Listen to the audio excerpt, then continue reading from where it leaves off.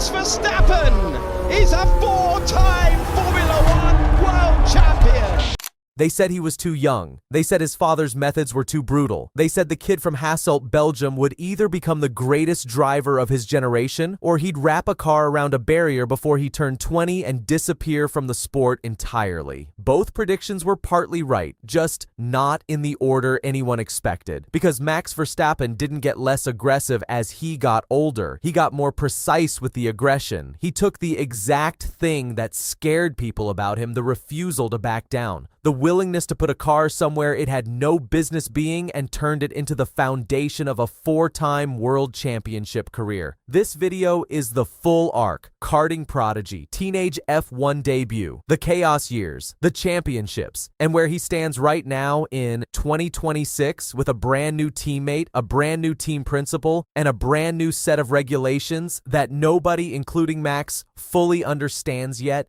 Here's the thing most retrospectives get wrong about Max. They treat his career as a straight line: kid gets fast, kid gets faster, kid wins championships. That's not what happened. There were years, real years, multiple seasons where it looked like the aggression that made him special was going to be the thing that ended him. We're not going to skip those years. Other channels do because it doesn't fit the born champion narrative. We think those years are the most important part of the story because that's where the empire was actually built. That's the kind of detail you only get on F1 Orange Army. If you want the full picture, not the highlight reel, subscribe now. Because we're about to go back to a kart track in the Netherlands where all of this started.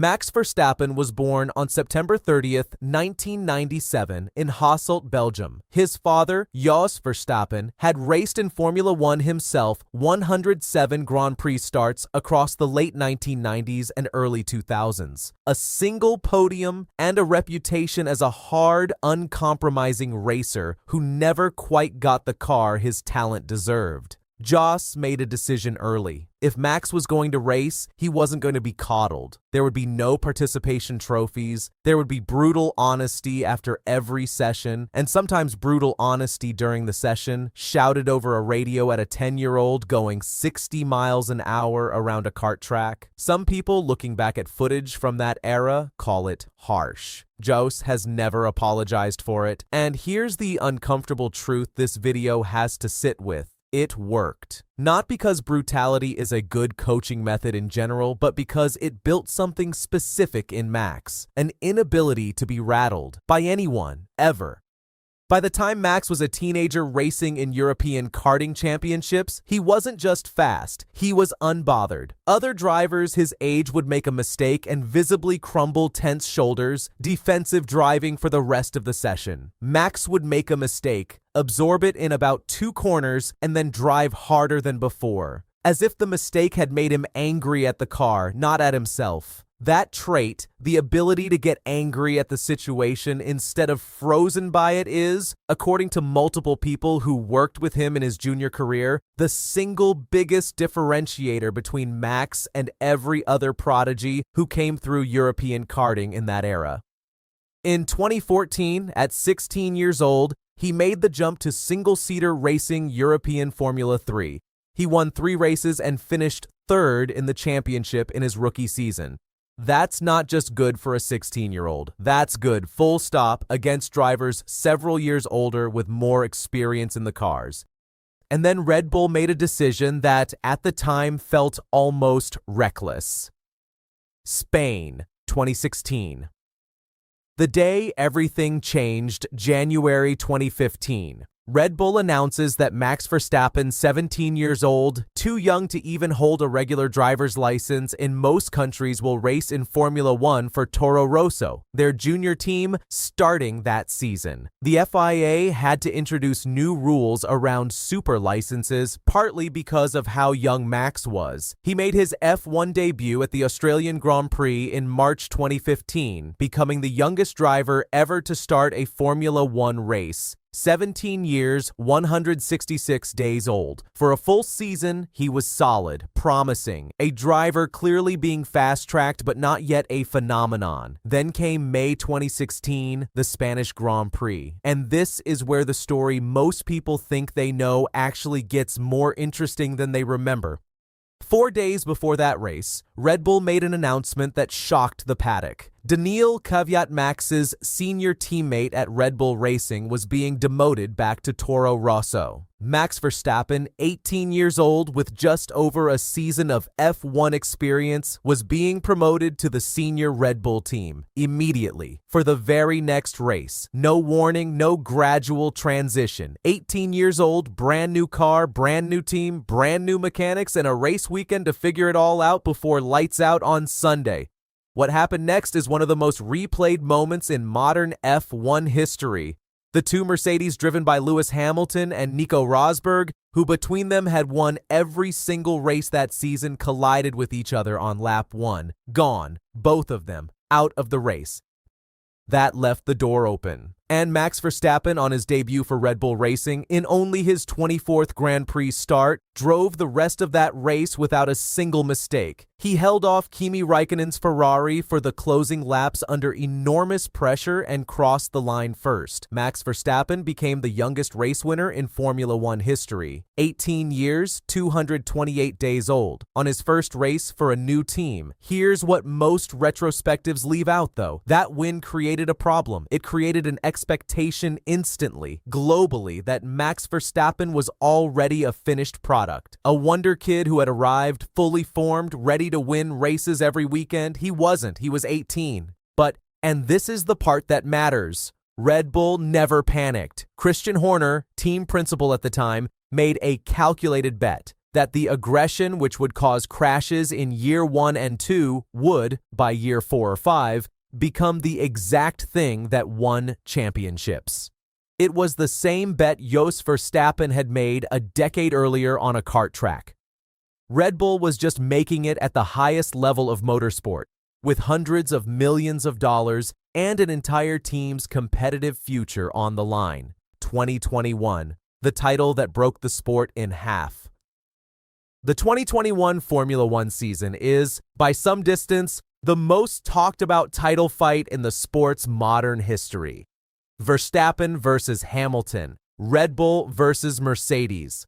20 races of fighting, wheel-to-wheel contact on multiple occasions, including a high-speed collision at Silverstone and another collision at Monza that ended both their races. It went down to the final lap of the final race in Abu Dhabi. Verstappen, on fresher tires after a late safety car, overtook Hamilton on the very last lap to win both the race and his first world championship. The aftermath was and still is one of the most contentious moments in F1 history. The safety car procedure that set up that final lap was controversial enough that the FIA changed race director personnel for the following season. Mercedes lodged protests. The debate about whether that championship was earned or given has never fully gone away. But here's the part that gets lost in the controversy. Strip away the final lap drama for a second and look at the season as a whole. Verstappen won 10 races in 2021. He outqualified Hamilton across the season. He drove through mechanical failures, through a horrifying high-speed crash at Silverstone that could have ended his championship and potentially his season, and came back from it within days. The controversy of the final race overshadowed what was, statistically, a genuinely dominant championship-winning season. And for Max, the driver who had spent 5 years being told he was too reckless to win a title the right way, that first championship validated everything. The kart track, the brutal feedback sessions with his father, the crash years. All of it had been leading to this. Then came 2022, 2023, and 2024, and the story stopped being about whether Max Verstappen could win a championship and became a story about whether anyone could ever stop him. The Empire years 2022, Verstappen's second title, one with greater dominance and far less controversy. Red Bull's RB18 was, for most of the season, simply the fastest car on the grid. And Verstappen converted that advantage into 15 race wins, a new record for wins in a single season. 2023, and this is the year that needs its own sentence because the number is almost unbelievable. Verstappen won 19 out of 22 races. 19. He won 10 races in a row at one point, still a record. His third championship was mathematically secured with 6 races still remaining on the calendar. The conversation in the paddock that year wasn't about whether Max would win, it was about whether any driver in F1 history had ever been this far ahead of the field.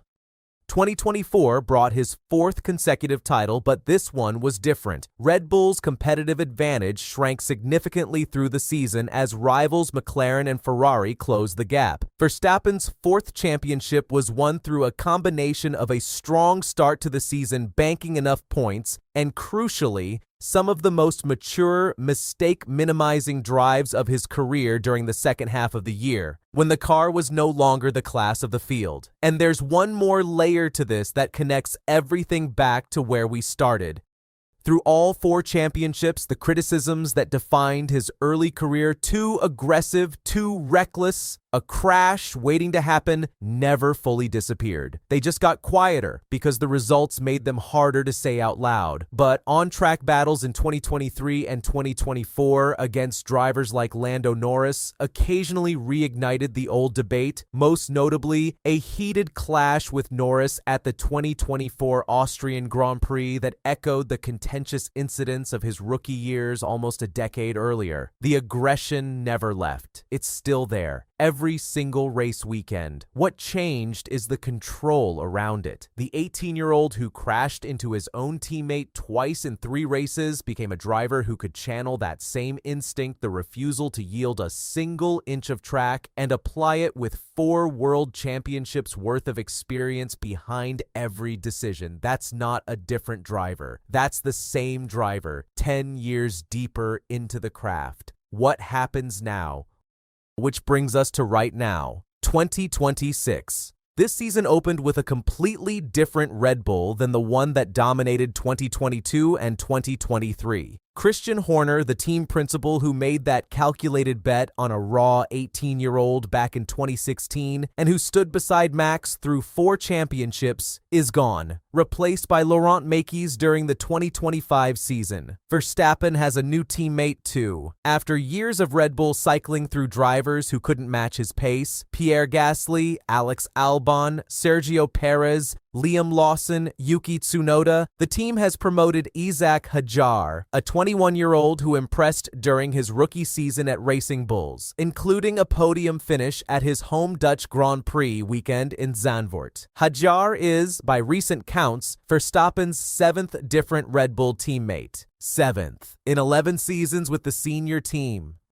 Think about that for a second. Almost every other driver on the grid has had the stability of 1 or 2 long-term teammates. Verstappen has had 7, and he's the championship constant through every single one of them. On top of the leadership change and the new teammate, 2026 brought the biggest regulation overhaul Formula One has seen in years: new chassis rules. And for Red Bull specifically, the switch from Honda power units to their own in-house Red Bull Ford powertrains program, new engine supplier, new chassis regulations, new team boss, new teammate, all in the same season. That's about as much change as a team can absorb at once. And the early signs suggest exactly the kind of adjustment period you'd expect. Verstappen has had a difficult start to 2026 by his own recent standards, a sharp contrast to the dominant second half of 2025 that saw him claw back into a genuine title fight with Lando Norris that went all the way to the final race in Abu Dhabi.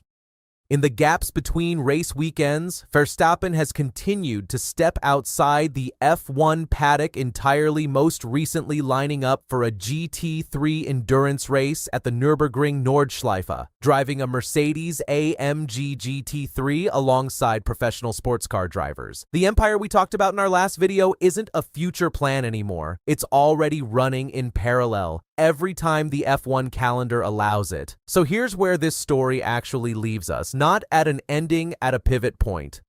The kid who was too aggressive became the driver who was too dominant. The driver who was too dominant is now navigating the most disrupted season of his career, new regulations, new power unit, new boss, new teammate all at once. And the same trait that took him from a kart track in Belgium to 4 world championships, the refusal to be rattled, the ability to get angry at the situation instead of frozen by it, is exactly the trait that's going to determine whether 2026 becomes a recovery story or a transition story. We don't know which one yet. Nobody does, not even Max. But if the pattern that's held for over 20 years means anything crash, criticism, and then a response that silences the doubters, then betting against Max Verstappen has never been a good idea. And we'll be here breaking down exactly how this season unfolds, one race at a time.